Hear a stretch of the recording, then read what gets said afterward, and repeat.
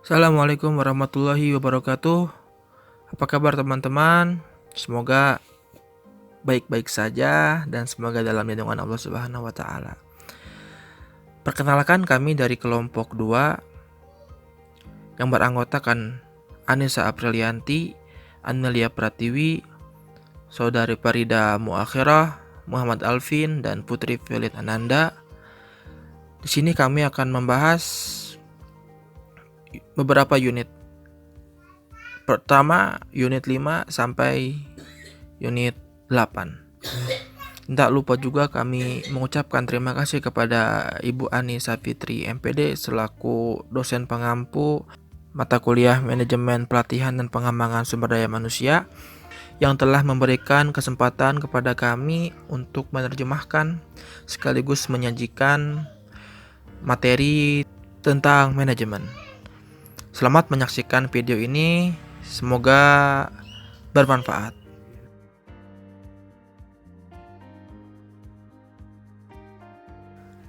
Unit 5, Pemilihan.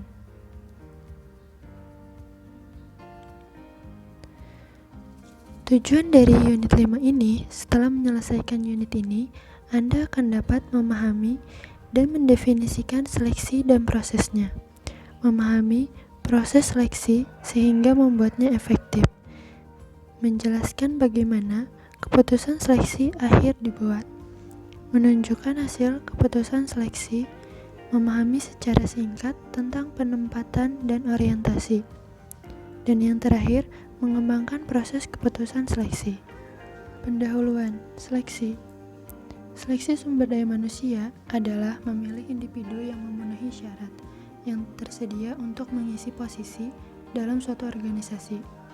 Seleksi adalah proses memilih orang dengan memperoleh dan menilai informasi tentang pelamar dengan maksud untuk mencocokkan ini dengan persyaratan pekerjaan.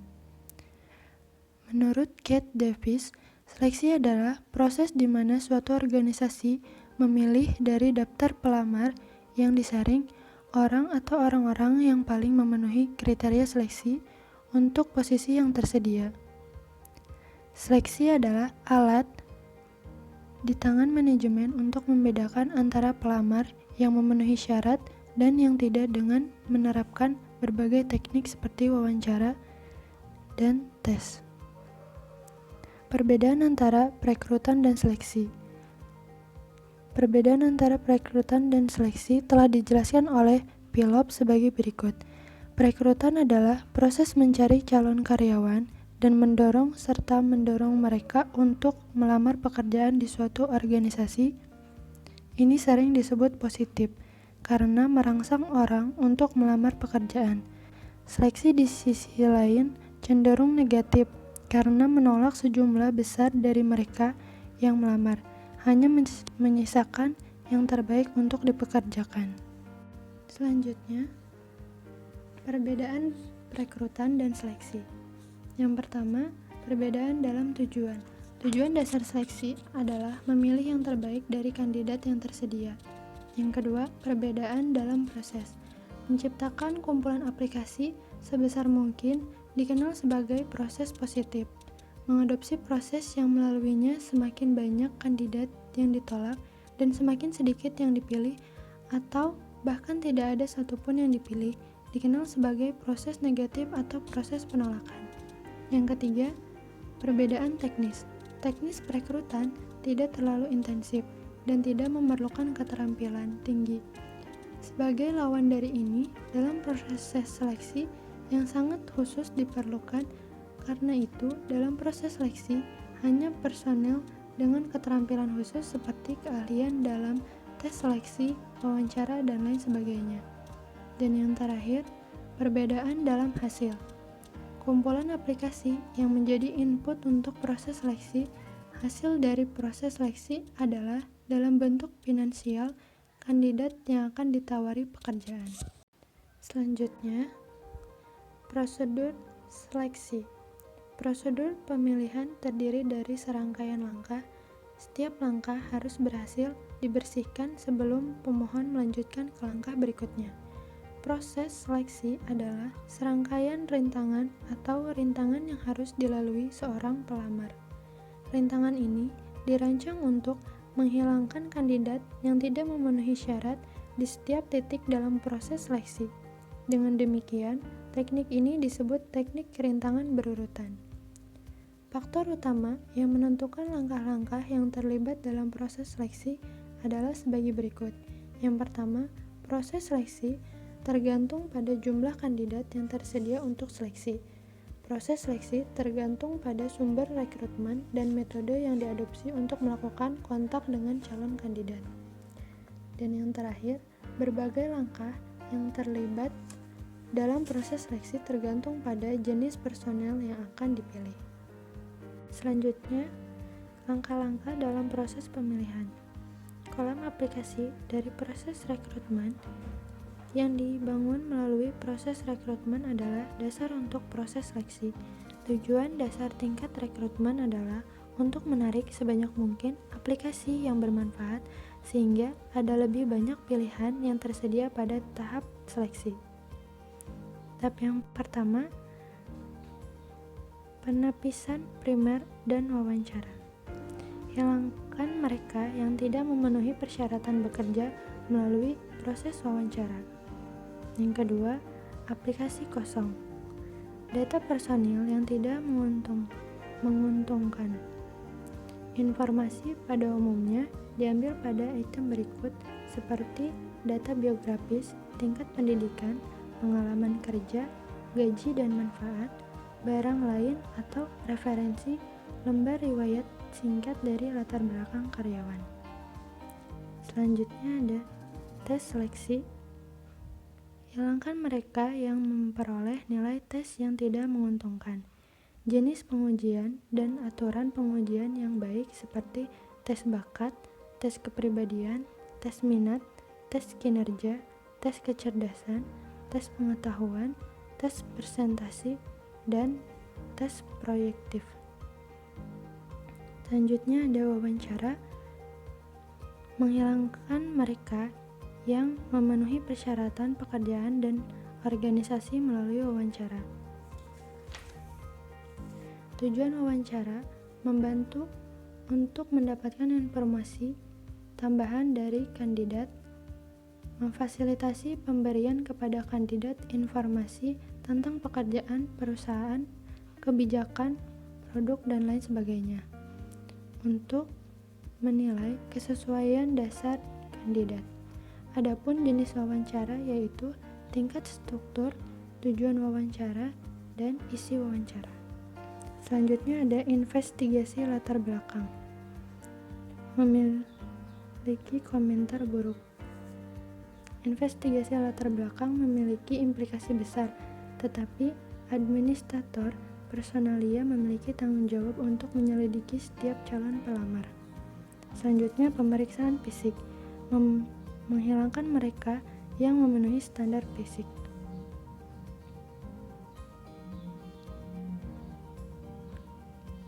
Persetujuan oleh orientasi yang tepat. Adopsi objektivitas. Atas dasar langkah-langkah di atas, kandidat yang cocok direkomendasikan untuk seleksi oleh komite seleksi atau departemen personalia. Selanjutnya, keputusan pekerjaan akhir. Mengucapkan selamat setelah seorang kandidat akhirnya dipilih. Departemen Sumber Daya Manusia rekomendasikan namanya untuk pekerjaan, manajemen atau dewan perusahaan, penawaran pekerjaan dalam bentuk surat penunjukan yang menyebutkan jabatan, pangkat, tingkat gaji, tanggal di mana calon harus bergabung dengan, dan syarat dan ketentuan kerja lainnya. Dan yang terakhir, evaluasi, periksa keandalan dan validitasnya. Proses seleksi jika dilakukan dengan benar akan memastikan ketersediaan personel yang kompeten dan berkomitmen. Audit berkala yang dilakukan oleh orang-orang yang bekerja secara independen dari Departemen Sumber Daya Manusia akan mengevaluasi efektivitas proses seleksi.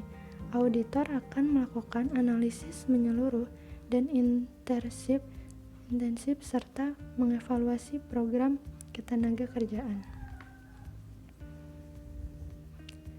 Selanjutnya, hasil keputusan seleksi. Keputusan yang benar adalah keputusan di mana pelamar diprediksi akan berhasil dan kemudian terbukti berhasil di pekerjaan, atau di mana pelamar diprediksi tidak berhasil dan akan melakukan hal yang sesuai jika diminta. Masalah yang terjadi ketika membuat kesalahan dengan menolak kandidat yang kemudian berhasil melakukan pekerjaan, menolak kesalahan, atau menerima individu yang kemudian berkinerja buruk di pekerjaan atau menerima kesalahan. Selanjutnya, penetapan orientasi sosialisasi. Menurut Vigors dan Myers, penempatan terdiri dari mencocokkan apa yang memiliki alasan supervisor untuk berpikir karyawan baru dapat melakukan dengan apa yang dituntut pekerjaan, persyaratan pekerjaan, memaksakan dalam ketegangan kondisi kinerja, dan lain-lain, dan penawaran dalam bentuk tingkat upah, bunga, persahabatan dengan yang lain, kemungkinan promosi, dan lain-lain. Prinsip dasar harus dipatuhi pada saat penempatan karyawan pada pekerjaan. Yang pertama, pekerjaan itu harus ditawarkan kepada lelaki itu sesuai dengan kualifikasinya. Penempatan tidak boleh lebih tinggi atau lebih rendah dari kualifikasi.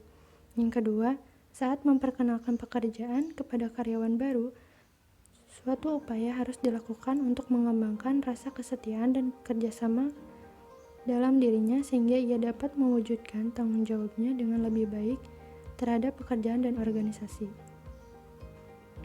Yang ketiga, karyawan harus paham dengan kondisi kerja yang berlaku di industri dan semua hal yang berkaitan dengan pekerjaan. Dia juga harus diberitahu tentang hukuman jika ia melakukan kesalahan. Yang keempat, pria harus ditempatkan pada pekerjaan sesuai dengan persyaratan pekerjaan. Pekerjaan itu tidak boleh disesuaikan sesuai dengan kualifikasi atau persyaratan orang itu. Pekerjaan pertama, manusia selanjutnya harus menjadi prinsip penetapan. Yang kelima, penempatan harus siap sebelum tanggal bergabung dari orang yang baru dipilih. Dan yang terakhir, penempatan pada periode awal mungkin bersifat sementara, karena perubahan kemungkinan terjadi setelah latihan selesai. Karyawan itu mungkin kemudian dipindahkan ke pekerjaan di mana ia dapat melakukan keadilan yang lebih baik.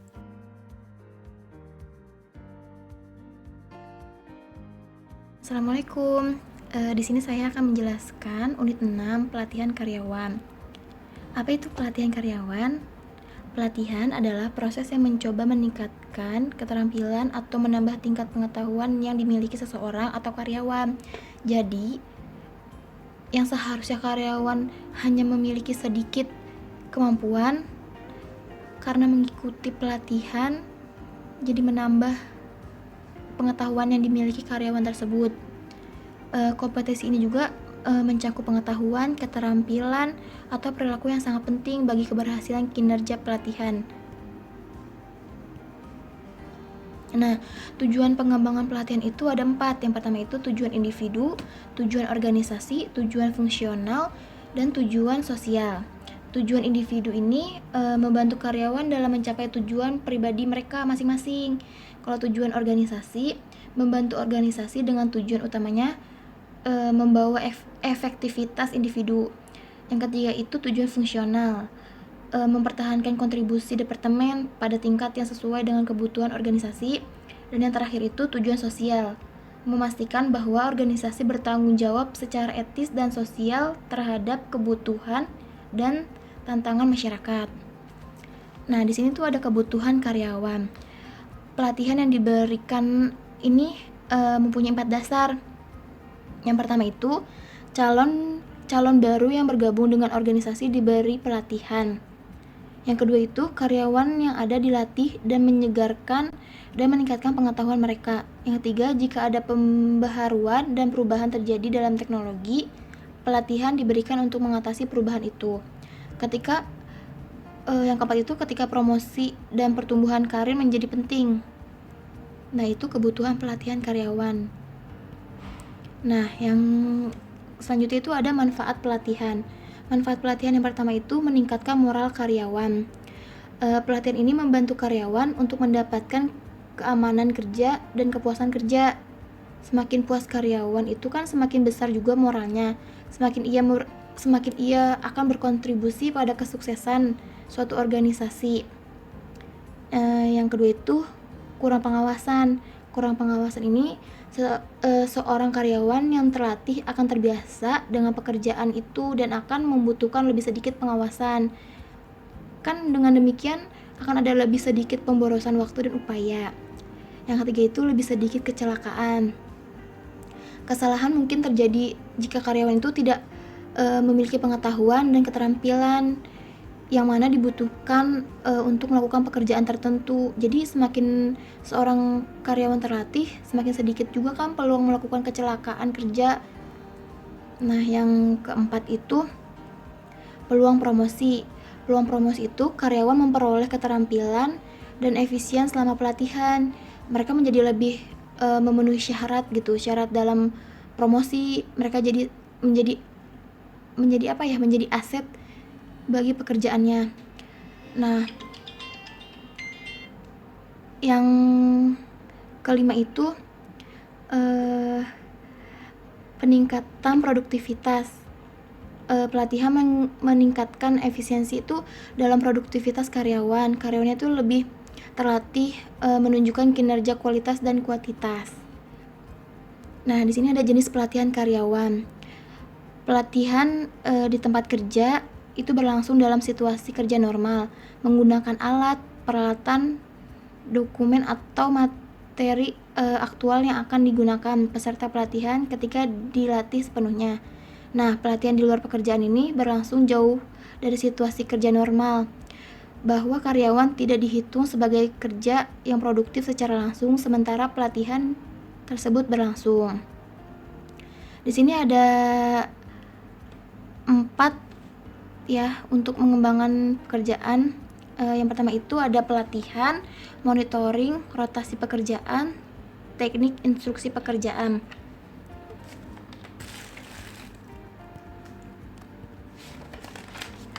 Di sini tuh ada pelatihan. Pelatihan itu salah satu metode pelatihan yang dianggap sebagai metode korektif untuk kinerja yang tidak memadai.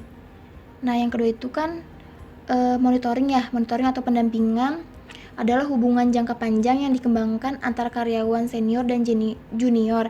Jadi karyawan senior itu memberi ilmu atau masukan yang mana si junior itu menerapkannya dalam pekerjaannya. Terus rotasi, di sini ada rotasi juga memberi para karyawan untuk memperluas pengetahuan atau keterampilannya. Nah, yang terakhir itu ada teknik instruksi kerja atau teknik instruksi pekerjaan. Ini menggunakan strategi dengan fokus pengetahuan, pengembangan dan keterampilan sikap. Nih, ada tujuan. Selanjutnya itu ada tujuan dan proses pelatihan karyawan. 4 langkah yang saling diperlukan untuk setiap program pelatihan agar efektif dan efisien. Langkah yang pertama itu untuk melakukan penilaian kebutuhan yang diperlukan untuk mengidentifikasi apakah pelatihan diperlukan. Langkah kedua, untuk memastikan bahwa karyawan memiliki motivasi dan keterampilan dasar yang diperlukan untuk menguasai konten pelatihan. Yang ketiga, untuk menciptakan lingkungan belajar yang memiliki fitur yang diperlukan agar pembelajaran terjadi. Nah, yang keempat, untuk memastikan bahwa peserta pelatihan menerapkan konten pelatihan untuk pekerjaan mereka. Dan di sini ada keuntungan metode pelatihan kerja. Pelatihan kerja memiliki kelebihan. Yang pertama itu umumnya paling hemat biaya. Terus yang kedua itu karyawan sebenarnya produktif.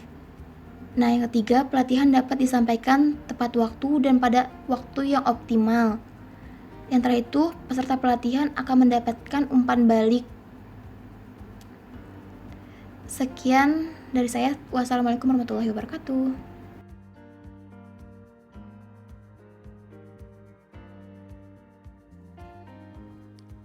Assalamualaikum warahmatullahi wabarakatuh. Bismillahirrahmanirrahim. Di sini saya Putri Firlian Ananda akan menjelaskan tentang unit 7 yang berjudul pengembangan eksekutif.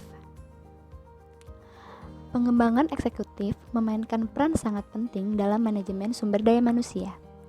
Manajer atau eksekutiflah yang dapat menentukan nasib organisasi dengan menyusun strategi, mengimplementasikan strategi, dan yang lebih penting, arahkan karyawan ke tingkat efisiensi dan kinerja yang lebih baik atau yang lebih tinggi.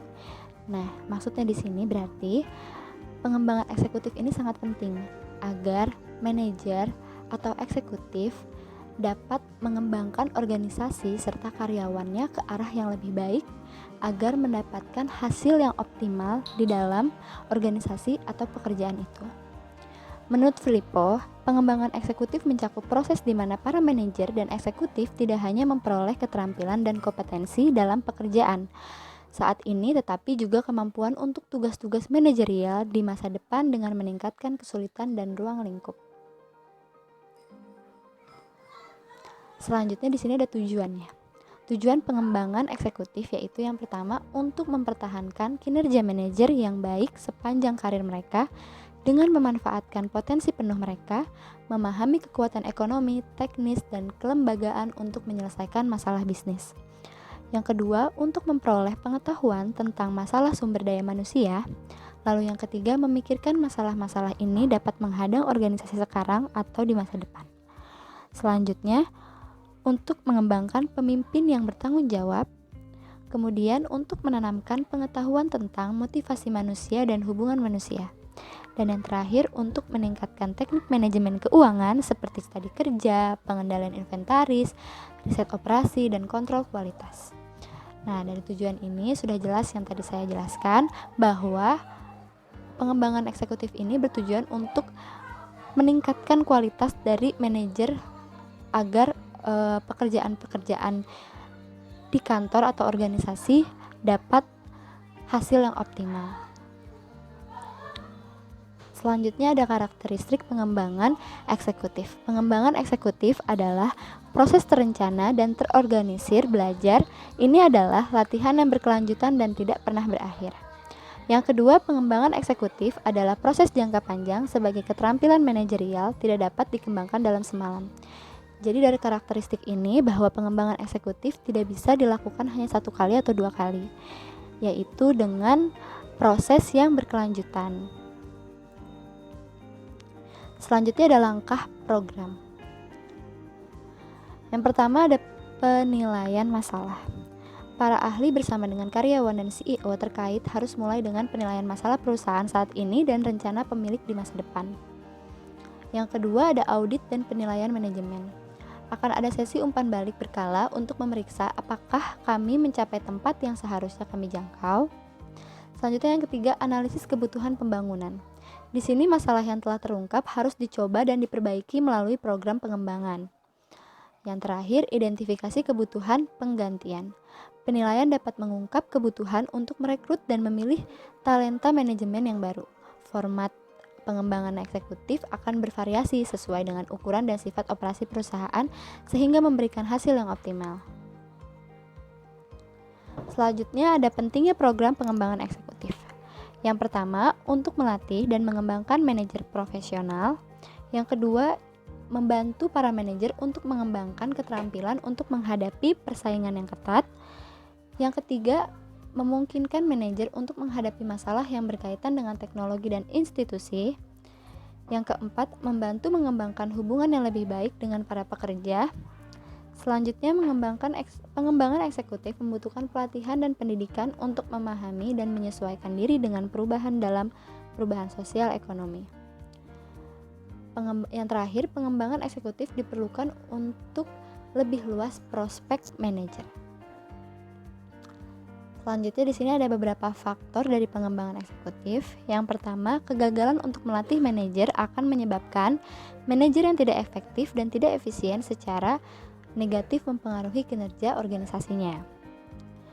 Yang kedua, Dengan tidak adanya pelatihan dan kesempatan pengembangan, para manajer yang berprestasi mungkin akan kehilangan motivasi dan frustasi dalam memimpin organisasi. Hal ini akan menyebabkan kerugian besar bagi para mentor keuangan organisasi antara biaya perekrutan dan pelatihan pertahanan yang baru. Ketiga, kinerja organisasi mungkin dipengaruhi oleh hilangnya saham pasar, penjualan yang lebih rendah, penurunan profitabilitas, dan yang lainnya. Kemudian di sini saya akan menjelaskan proses pengembangan eksekutif. Yang pertama ada analisis kebutuhan pembangunan.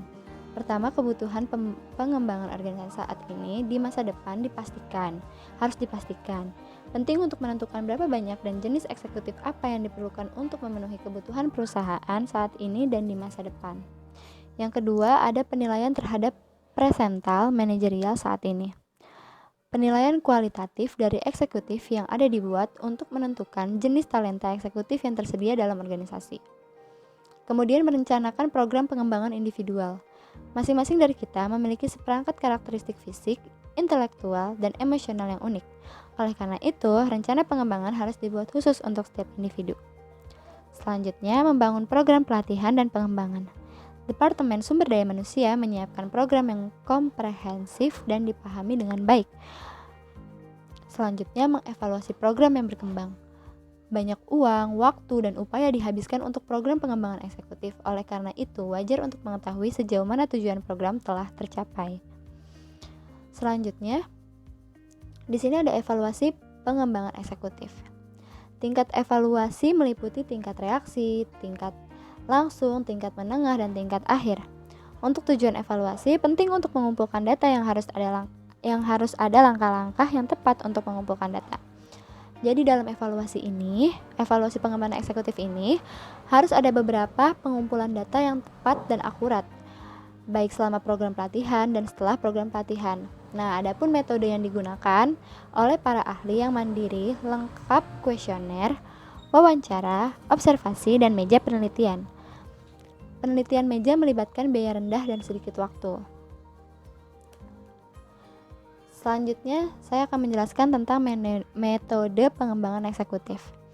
Ada dua, yang pertama teknik on the job, yaitu disampaikan kepada karyawan saat mereka melakukan pekerjaan rutin mereka.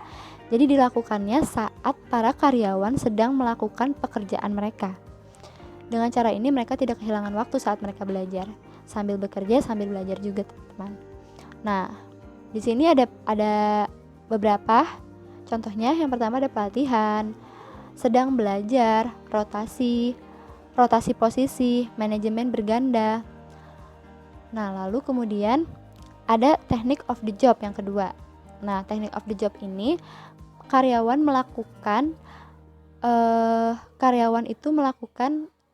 sedang tidak melakukan pekerjaannya. Jadi mereka hanya fokus belajar untuk mengembangkan diri. Yang pertama ada kuliah, studi kasus, kelompok, diskusi kelompok, bermain peran, dan manajemen permainan. Selanjutnya ada perencanaan dan pengembangan karir. Pengembangan karir adalah pendekatan terorganisir yang digunakan untuk mencocokkan tujuan karyawan dengan kebutuhan bisnis agen dalam mendukung inisiatif pengembangan tenaga kerja. Tujuannya tingkatkan kinerja pekerjaan setiap karyawan saat ini. Yang kedua, memungkinkan individu untuk memanfaatkan peluang kerja di masa depan. Yang terakhir, memenuhi tujuan agen untuk tenaga kerja yang dinamis dan efektif. Selanjutnya, program pengembangan karir. Program pengembangan karir dapat membantu para pengangguran menemukan pekerjaan atau memberikan keterampilan dan alat yang dibutuhkan pekerja untuk maju dalam lembaga pemerintah, perusahaan, ataupun organisasi. Jadi program pengembangan karir ini sangat baik untuk perekonomian negara. Karena apa? Karena dapat membantu para pengangguran mendapatkan pekerjaannya mereka.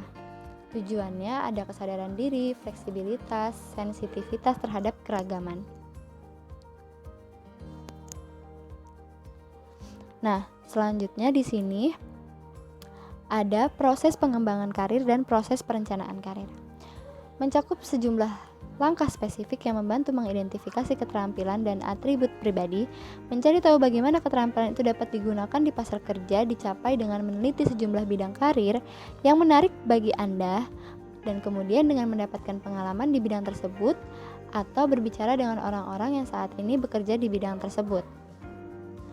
Adapun proses pengembangan karir dan proses perencanaan karir, langkah pertama, penilaian mandiri. Apa yang dimaksud penilaian mandiri yaitu mengevaluasi siapa Anda sebagai pribadi. Ini melibatkan mengambil koleksi pribadi tentang siapa Anda, mengidentifikasi nilai-nilai pribadi, minat, keterampilan, dan kualitas pribadi. Maksudnya di sini yaitu melihat sejauh mana keterampilan Anda, minat Anda, kualitas diri Anda. Nah, lalu yang kedua ada penelitian eksplorasi karir. Dapatkan perspektif orang dalam tentang bidang yang Anda terima, melakukan wawancara secara langsung, telepon, melalui email. Para profesional senang berbagi keahlian mereka dengan orang-orang yang tertarik di bidangnya. Penelitian ini atau eksplorasi karir ini yaitu bagaimana Anda mencari tahu tentang pekerjaan Anda yang Anda terima saat ini kepada orang-orang yang profesional atau orang-orang yang ahli dalam bidangnya.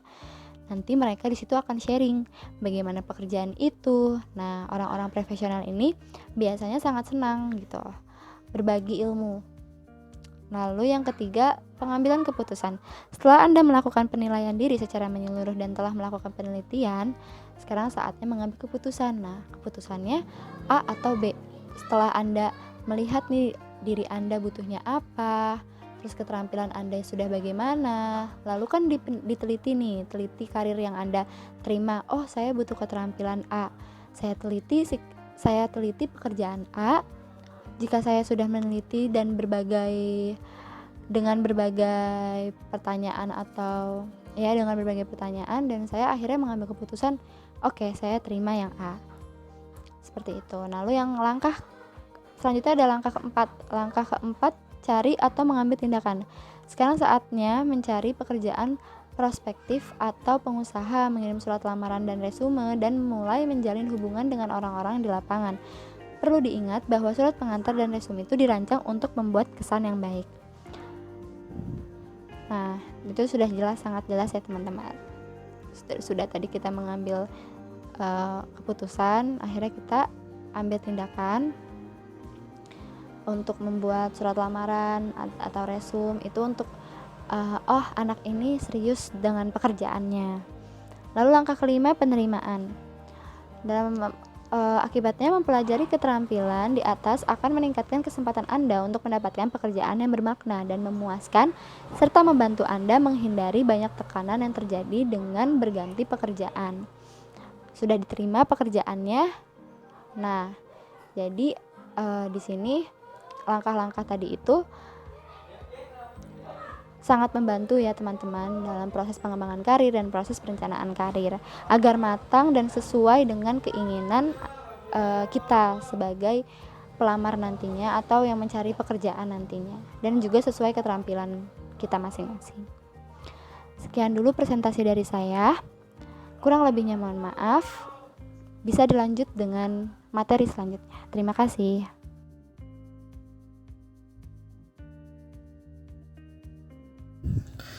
Baik, sini saya akan menjelaskan tentang unit 8 bagian 1 tentang penilaian kerja. Sini ada pengertiannya. Penilaian kerja adalah cara yang sistematis dan objektif untuk mengevaluasi kemampuan karyawan dalam melakukan pekerjaannya. Arti kata sistematis di sini dalam rangka objektif. Salah satu gambarannya adalah penilaian ketika mengevaluasi semua kinerja karyawan dengan cara yang sama, terus dengan menerapkan pendekatan yang sama, sehingga penilaian karyawan itu satu sama lain bisa terlihat perbandingannya atau perbedaannya. Baik. Dan juga waktu pelaksanaannya pun ditentukan oleh evaluator. Selanjutnya ada urgensi penilaian kerja.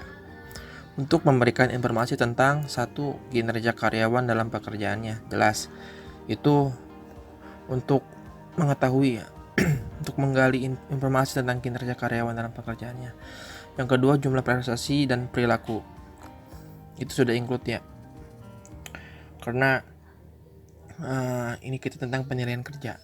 Pertama, kinerja karyawan, yang kedua jumlah prestasi dan perilakunya, ketiga kelebihan dan kelemahan karyawan, yang keempat ada untuk menghindari keluhan. Ini menghindari keluhan daripada konsumen atau mungkin media partner.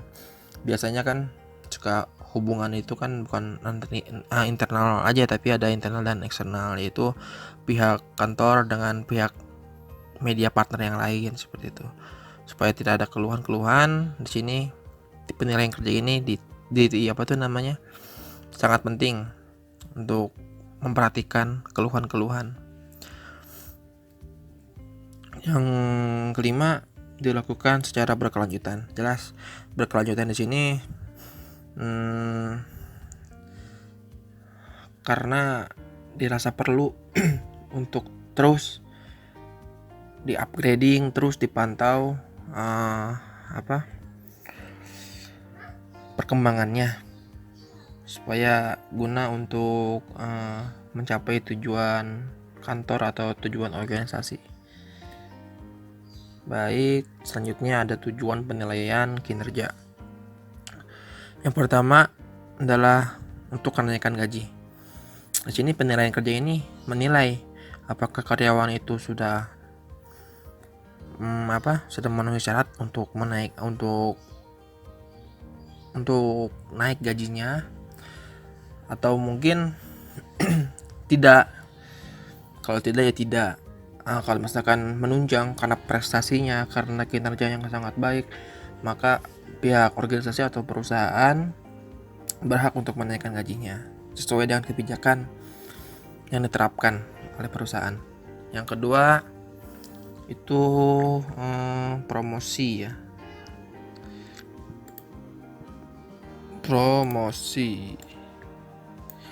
Promosi di sini untuk ajang sebagai promosi, memberikan gambaran ya kepada karyawan apakah cocok untuk dipromosikan ke tingkat yang lebih baik atau ke yang lebih tinggi.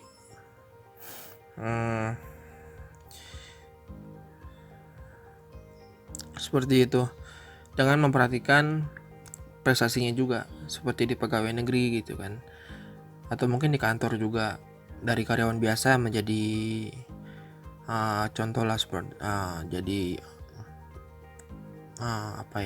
manajer kali kan, seperti itu ya, dipromosikan ke atas terus, atau mungkin dari golongan-golongan 2D ke 3A seperti itu kan, dipromosikan terus, nanti ada prajabatan dan lain-lain seperti itu. Selanjutnya yang ketiga, mengenali kebutuhan karyawan. Otomatis karena dalam penilaian ini kita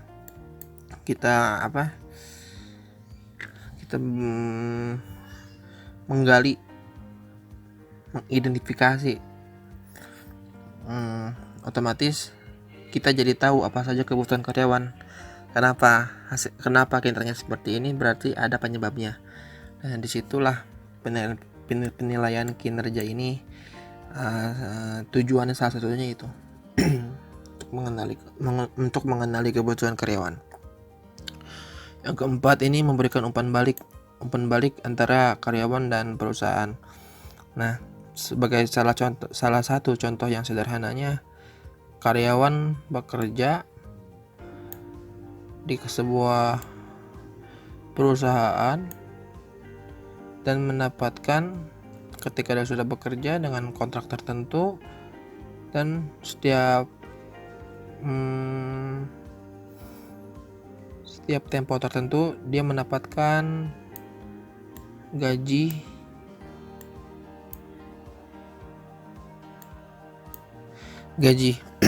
mendapatkan gaji. Itu adanya feedback antara karyawan dan perusahaan. Dia bekerja dan dia mendapatkan gaji. Seperti itu. Sebaliknya pun perusahaan kepada karyawan, karena dia membutuhkan seorang yang dapat menggerakkan perusahaan tersebut. Nah, selanjutnya yang terakhir di sini ada memberikan tekanan. Memberikan tekanan ini kepada karyawan tentunya untuk lebih baik lagi, untuk ditingkatkan kualitas kinerjanya. Tekanan di sini adalah untuk memperbaiki atau meningkatkan kualitas kinerja dan perusahaan dan reputasi perusahaan. Seperti itu. Baik. Sini selanjutnya kita membahas tentang metode penilaian kinerja. Terbagi menjadi 2. Yang pertama adalah metode tradisional, yang kedua metode penilaian kinerja modern. Langsung saja ke pembahasannya. Metode tradisional dibagi menjadi 10. 5 dulu kita bahas. Yang pertama adalah metode pemeringkatan.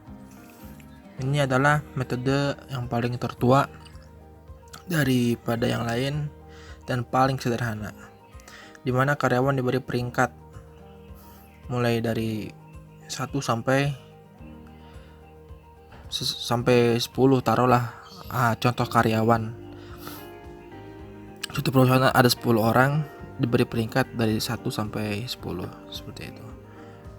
Dikategorikan dari yang terbaik sampai yang terburuk sesuai dengan prestasinya. Yang kedua ada perbandingan berpasangan. Nah, di sini metodenya cukup sederhana, tetapi membutuhkan waktu dan juga pengalaman yang mencukupi. Di sini perbandingan pasangan ini dibandingkan, contohnya A dengan B, A dengan C, A dengan D, seperti itu. Karyawan A dengan karyawan B, karyawan A dengan karyawan C, seperti itu.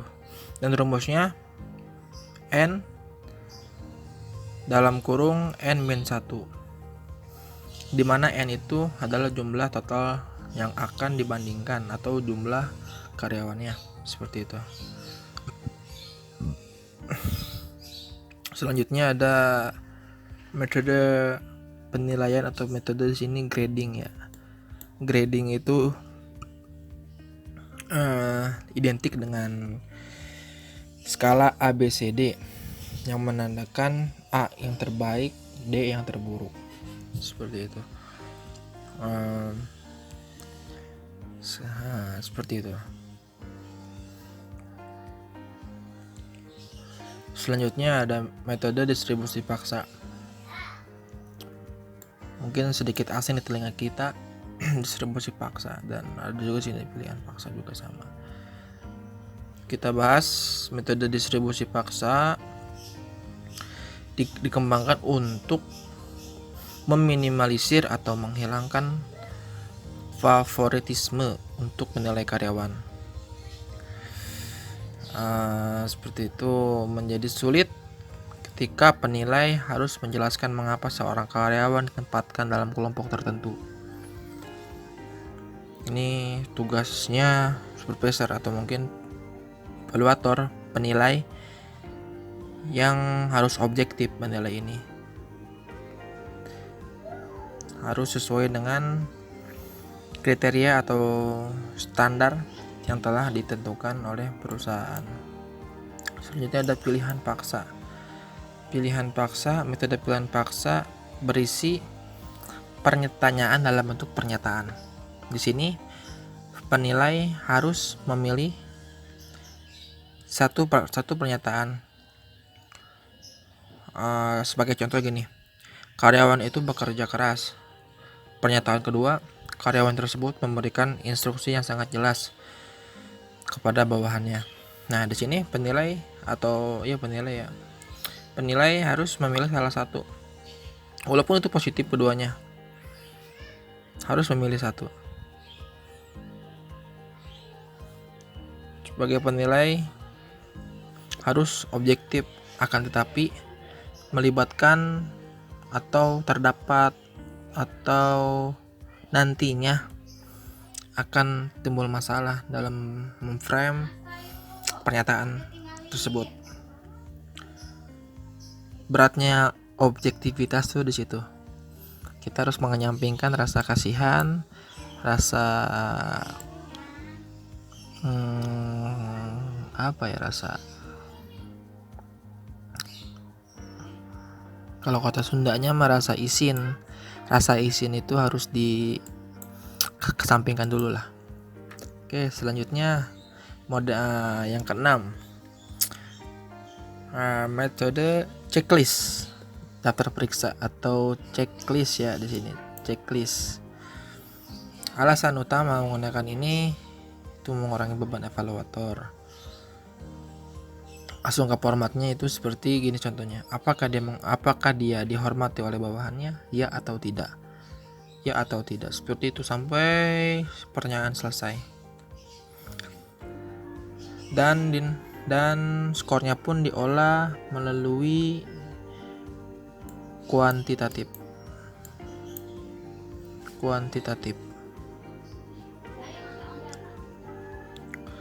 Selanjutnya metode insiden kritis. Nah, di sini insiden kritis ini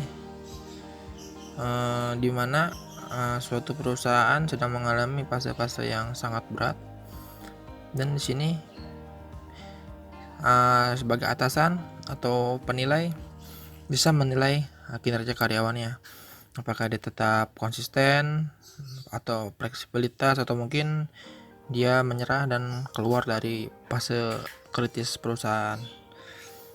Ini yang berjuang bersama-sama di sini. Itu sih yang saya pahami tentang metode insiden kritis, yang nantinya ketika semua sudah normal, ini akan menjadi bahan pertimbangan untuk mempromosikan karyawan. Apakah ini layak untuk ditaikkan pangkatnya atau mungkin jabatannya, seperti itu. Selanjutnya ada metode skala grafik. Skala grafik di sini yang telah kita ketahui menilai dengan skala, yaitu bisa angka ya, rata-rata angka yang memiliki arti. Contohnya skala 5, 4, 3, 2, 1. 5 di sini berarti sangat baik, cukup, kurang baik, dan bukan jelek ya, sangat rendah, atau seperti itu. Buruk, kalau baik buruk, yang satu itu sangat buruk. Dan itu diolah juga melalui kuantitatif. Selanjutnya metode esai. Metode esai ini penilai mendeskripsikan kinerja karyawan.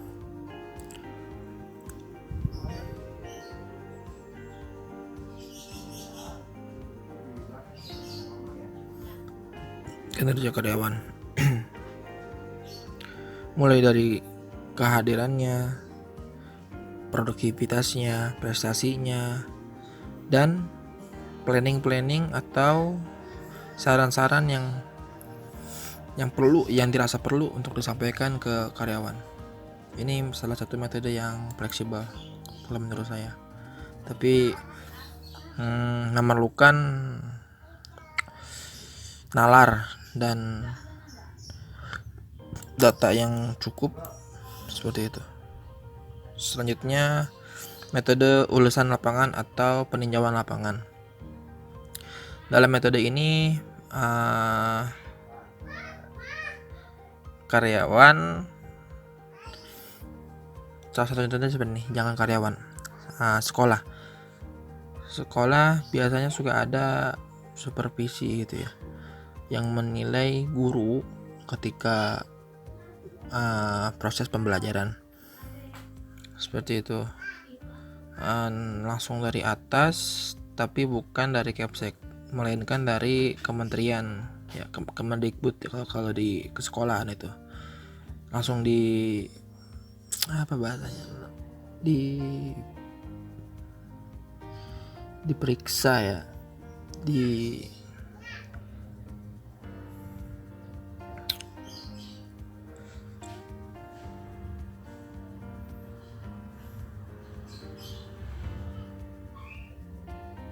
seperti itulah, seperti contohnya seperti tadi, yaitu guru atau sekolah langsung dipantau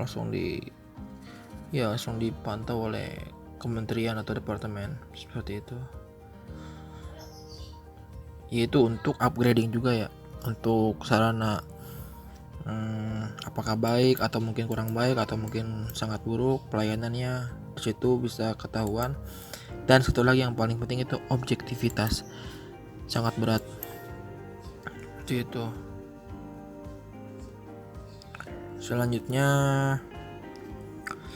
metode penilaian kinerja secara modern. Yang pertama, manajemen oleh tujuan atau manajemen by objectives.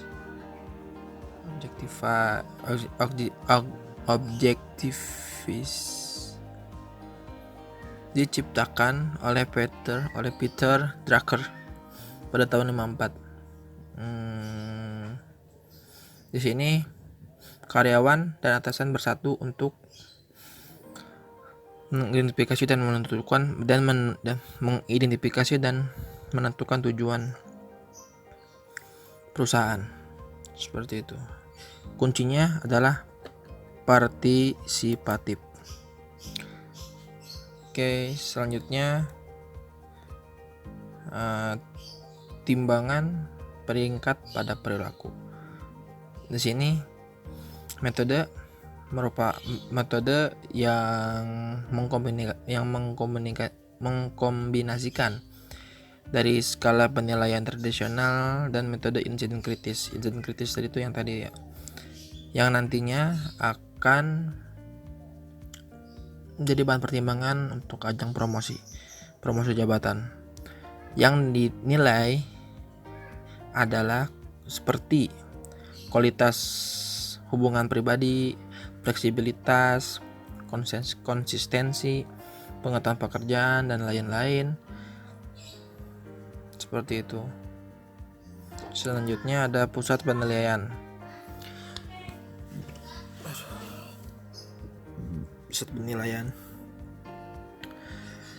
Ini pertama kali menurut buku yang menjadi rujukan, pertama kali diterapkan pada Tentara Angkatan Darat Jerman pada tahun 1930.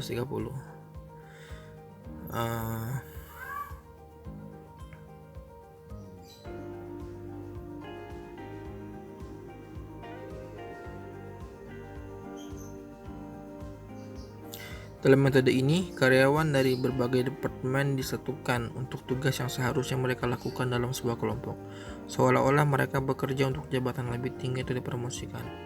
Setiap karyawan diberi peringkat oleh pengamat berdasarkan prestasinya. Tujuan dasar penilaian adalah untuk mengetahui apakah karyawan tertentu dapat dipromosikan atau apakah ada kebutuhan yang harus dipenuhi dengan cara pelatihan atau diklat ya, seperti itu. Selanjutnya penilaian kinerja 360 derajat. Nah, di sini sebagai simpelnya ada 4 komponen utama penilaian kinerja 360 derajat. Antara lain penilaian dari karyawan, yang kedua penilaian oleh pemimpin, yang ketiga penilaian oleh bawahan, yang keempat adalah peer appraisal atau penilaian sebaya, atau mungkin di sini satu jabatan ya, ada satu jajaran seperti itu.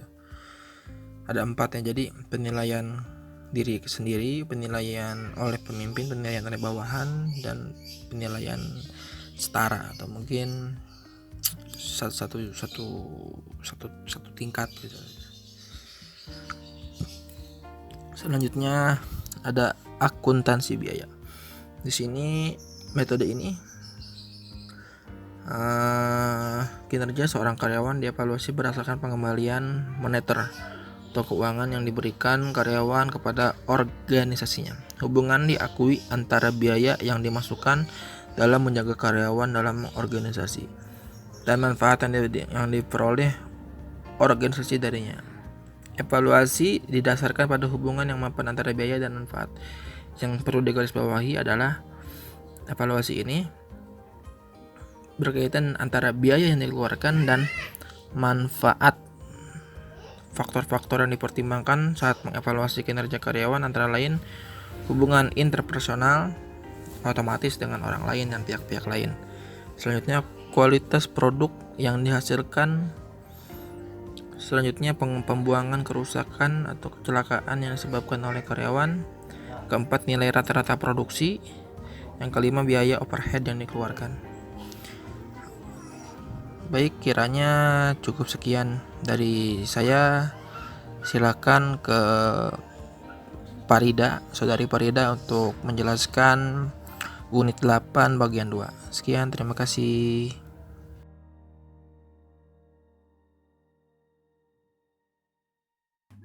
Assalamualaikum warahmatullahi wabarakatuh. Akan saya lanjutkan di sini. Farida akan menjelaskan tentang sistem penilaian kerja di unit 8. Sistem penilaian kerja diantaranya yaitu menetapkan standar kinerja, lalu mengkomunikasikan standar yang ditetapkan oleh karyawan, mengukur performa aktual, membandingkan kinerja aktual dengan standar yang ditetapkan di awal, diskusi dengan karyawan peduli, dan lakukan tindakan korektif. Lalu faktor-faktor yang mempengaruhi penilaian kerja diantaranya adalah sistem nilai evaluator, orientasi pekerjaan yang dominan, loyalitas, tingkat prestasi, dan faktor hindering objective assessment. Selanjutnya adalah apa sih manfaat penilaian kerja? Di sini untuk organisasi, manfaat dari suatu organisasi adalah mengarah pada kinerja yang lebih baik di seluruh organisasi. Karena komunikasi yang sukses dari tujuan dan nilai-nilai organisasi, rasa dekat dengan organisasi, loyalitas, dan peningkatan hubungan antara manajer dan staf. Peningkatan keseluruhan dalam tugas yang dilakukan oleh masing-masing karyawan organisasi karena penilaian kinerja ide-ide baru karyawan untuk perbaikan dalam pekerjaan mereka dihasilkan. Dan untuk penilai, manfaatnya adalah memberi kesempatan kepada penilai untuk mengembangkan gagasan umum tentang pekerjaan dan departemen individual. Untuk setiap situasi baru atau sulit, ide baru dihasilkan untuk perbaikan atau untuk mengatasi masalah itu. Memberikan peluang untuk mengintegrasikan tujuan dan target tim dan individu dengan tujuan departemen dan organisasi.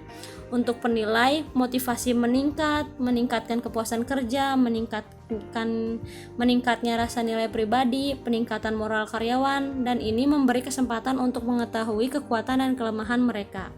Apa aja sih masalah penilaian kerja? Di sini ada hubungan yang signifikan antara peringkat oleh atasan dan kinerja setelah promosi. Appraisal report were complete within a short period of time. Keadaan sangat tidak menyenangkan dalam wawancara umpan balik dan bawahan tidak diberi saran dengan cara yang dapat membantu mereka.